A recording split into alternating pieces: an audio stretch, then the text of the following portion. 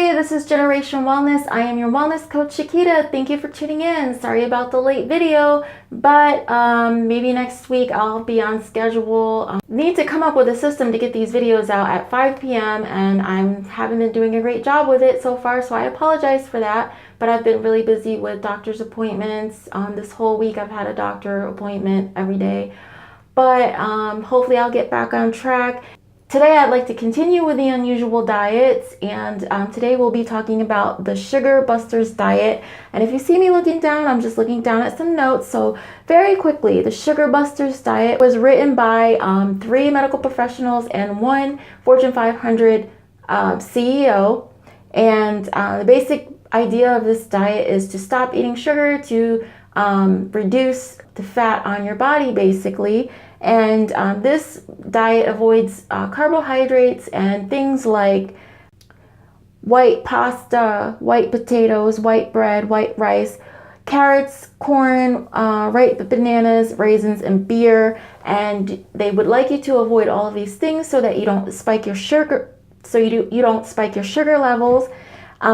This diet basically talks about food combining, and what food combining is basically, you eat certain foods together and then you avoid eating certain foods together. So I'll give you an example. This Sugar Busters diet says do not eat nuts and fruit together because fruit digests really quickly in your body, like within 30 minutes, and nuts only takes about 2 hours to digest in your body. And if you mix them together, that means the fruit is going to sit with the nuts and ferment, and they want you to avoid this type of thing because it doesn't really leave a healthy environment in your gut. And you want to avoid any type of fermentation like that. You don't want anything rotting in your stomach. You should also always eat fruits by themselves and never eat fruits with meat or grains or vegetables. So that's what they mean by combining foods. This diet is a lifestyle. It's not so much a diet, but it's a lifestyle. You do this for life to have a better digestive system, to have better moods, etc. You don't have to count calories or carbs. You don't have to weigh your food. You don't have to measure your food. It's very, very easy. And the only thing you have to really do is just make sure you're eating sufficient portions, that the portions are in a healthy size so that you're not overeating. They suggest that you eat 3 meals a day plus snacks. The meal should be high in fiber. You should eat vegetables, whole grains, lean meats, and low-fat dairy, which I'll discuss below in the foods to eat list. You just eat whatever you want, whatever's available to you at your store, or in your pantry, and you just exercise with your exercise of choice, whatever's right for the individual. Foods to eat for the Sugar Busters diet include vegetables, fruits, whole grains like quinoa, beans, eggs, fish, poultry like lean meats like turkey and chicken, dairy, which again should be low in fat. You should eat nuts and seeds and healthy fats and oils. So you should avoid, number 1, sugar. Do not eat sugar because the diet won't be successful if you're eating sugar. You should avoid refined grains, again, like white rice. You should avoid trans fats and do not eat processed junk food.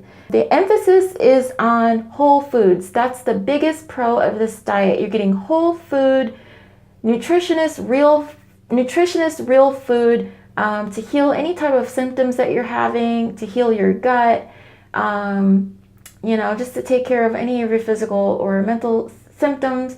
And that's basically a big pro of the Sugar Busters diet. And also, while you're on the Sugar Busters diet, like I said before, you can alleviate any type of digestive problem. So that's the number 2 advantage of this diet. A couple of cons of this diet is that you may not be able to eat the dairy because you're lactose intolerant. And also because you've never tried sugar is in everything basically. If you've never tried to stop eating sugar, it's very difficult. Sugar is more addictive than street drugs. It's really hard to get off of. So a big disadvantage of the Sugar Busters diet is that you may fall backwards and start eating sugar, you might start having sugar cravings. And so it's just a diet that it's a trial and error diet. You just have to keep trying the diet and keep trying until you get to a place where you're not addicted to sugar anymore, and you can be perfectly fine just eating whole foods and not having your usual ice cream, cake, cookie, or whatever like that. So thank you for watching the Sugar Busters diet. I'm sorry I really rushed through that. This is my third time recording and it's been really difficult. I just wanted to get through that and just give you some basic information if you're deciding that you want to go on a diet. So please leave a comment in the comment section below. Would you go on the Sugar Busters diet? What do you think will be the hardest part of this diet for you? Do you think you can do this diet for a week, for 30 days? How long do you think you could go on the Sugar Busters diet? Please leave a comment in the comment section below. Like, share, and subscribe. Thank you for watching. I'd love to hear from you. I'm sorry for the late videos. Hopefully I'll get a system up where I can get these videos out to you every Wednesday at 5. So stay tuned every Wednesday for a video from me. And have a great day. And thank you for watching. Bye.